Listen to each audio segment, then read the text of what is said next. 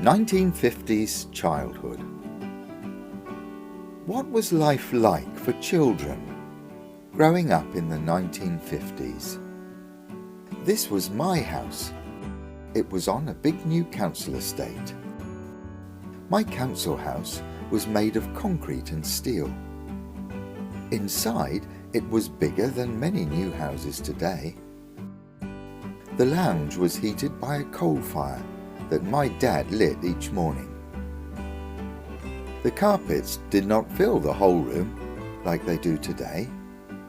Round the edge was lino that my mum would polish to keep it shiny. Televisions had black and white pictures and looked like this. My family could not afford to buy one. In the kitchen, we had a cooker. We had a top-loading washing machine, a kettle, and a fridge. There was not a lot else. Things like microwaves and coffee makers had not been invented. Tabletops were made of this new plastic stuff called Formica. It was bright and easy to keep clean. I remember when washing up liquid was new. Suddenly, everyone on our council estate was buying it. We children begged our mums to buy this washing up liquid because the empty bottles made amazing water pistols. This was our dining room. We sat down at the table to eat every meal together. This meant that we talked to each other about everything. Food was very simple, with meals like shepherd's pie, corned beef hash, and sausage and mash. No one I knew ate things like pizza, or pasta, or spicy foods like curry. The only takeaway food was fish and chips.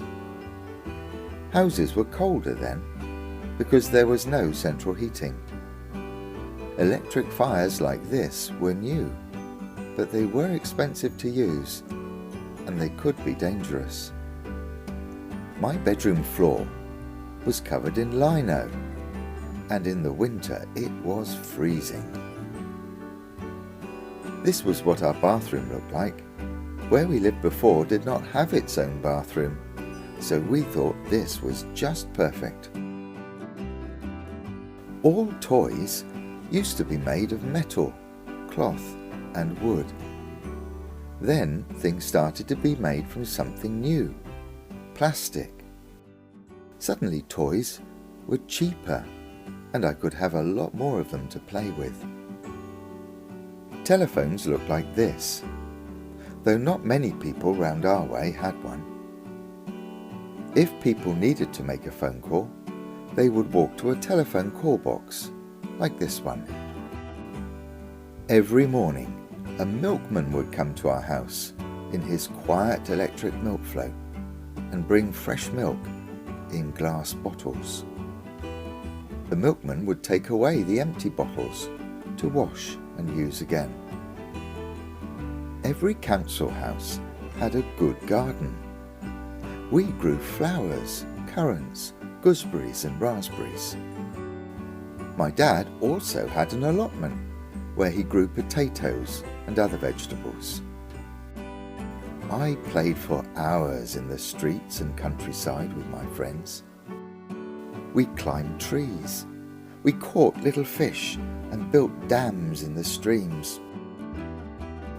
There was not a grown-up in sight. In the 1950s, children had a lot more freedom than today, and they spent a lot of time playing outdoors. In those days, all children were expected to walk to school, even if it was a long way. This was my school. In the 1950s, it was brand new, and I thought it was beautiful. It had classrooms, playing fields, tarmac playground, and beautiful big trees. From my house, we could walk to a parade of shops. There was a separate shop for almost anything: butcher, baker, greengrocer, hardware, and, most important for me, a shop for newspapers and sweets. Then, one day, a new kind of shop was built next to the parade. It was the very first kind of supermarket, the co-op. In a supermarket, you could buy a lot of things that you wanted in the one shop. You could also choose exactly what you wanted yourself, without having to ask a shopkeeper to go and get it. The supermarket was quicker and cheaper than all the separate small shops. Over time, a lot of the smaller shops closed. Every Sunday afternoon, I went to church for Sunday school. My Sunday school teachers were very kind, and I loved to hear them tell me the Bible stories about Jesus. Our house did not have a garage, and we did not have a car. Most people rode a bicycle to get around. If people needed to go further, they would use the bus or train. I especially loved to go on the steam trains. I was really sad when the steam trains were gradually replaced by diesel and electric trains. What do you think? Would you have liked to be a child in the 1950s?